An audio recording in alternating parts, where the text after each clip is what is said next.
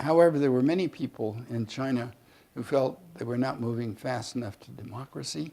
And there was also huge inflation, so that a lot of people in Beijing were afraid that they would no longer be able to afford things. Their salary was stable, and inflation was going up 30% or so a year. And so the citizens backed the students who were demonstrating. And on May 20th, when Deng sent in troops to impose martial law, he told them, don't shoot, and he sent them in unarmed.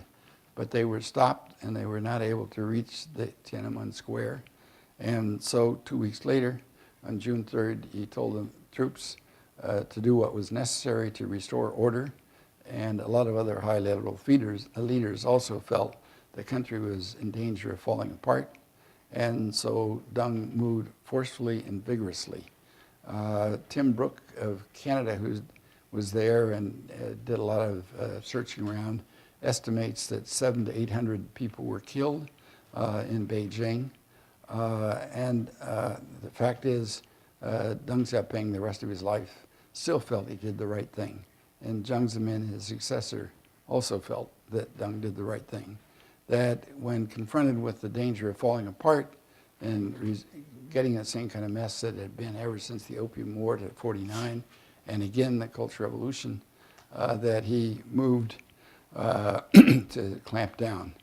All of those of us who saw that realized what a cruel and terrible thing it was, and Deng did not relish clamping down, but he felt it was necessary to keep order.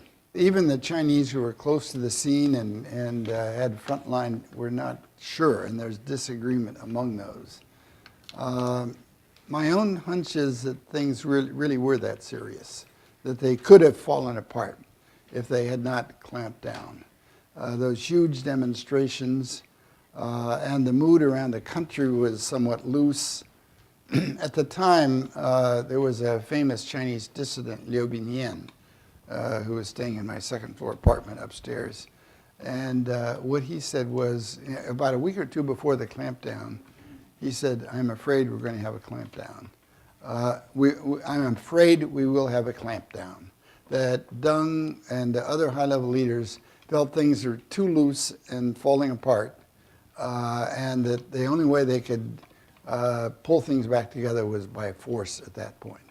So I think, if anything, what I see among the Chinese students in the United States that I talk to, there is a growing recognition that as much as they hate Deng for clamping down, that in terms of national policy, that may have been necessary.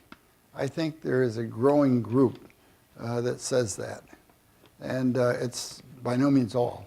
There are a lot of people felt that if he had been willing to have more political reform faster, with all the power that he held, that the country would be much stronger because of it.